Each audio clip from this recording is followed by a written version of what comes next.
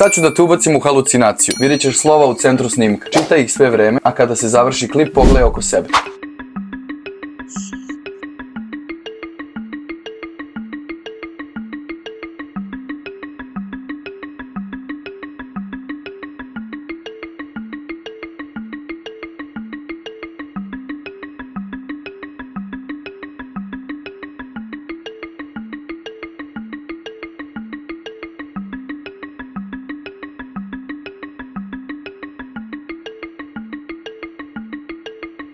Već mi nije dobro.